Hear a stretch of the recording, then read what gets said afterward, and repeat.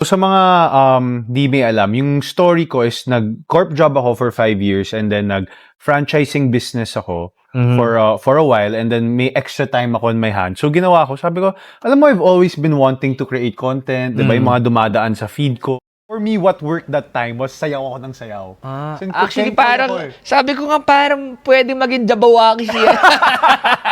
I think now, mas nag-evolve na rin yung content ko. Yeah.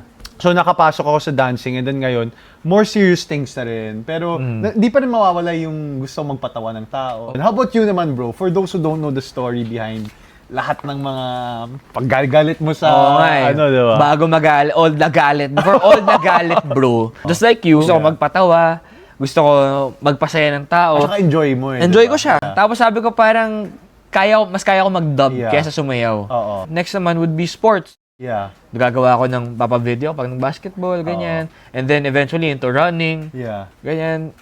Pero sabi ko, di pa rin. Grabe, nandun ako sa gitna eh. Yeah. Parang, hindi ka beginner, hindi mo kakasimula lang. Pero wala ka pa rin dun to the point na, okay, makikinig kami sa'yo. Yes, yes. Pero sabi ko, okay, I need to think of something na mapapalabas ko yung personality ko. Sabi ng friend ko sa akin, people need to see your personality kasi. And I spent most of the time driving. Alam mo pa ba, bro, yung first video mo in relation to driving? Oh, bro. I just came from church. Yeah. Tapos, we're on the way to have lunch.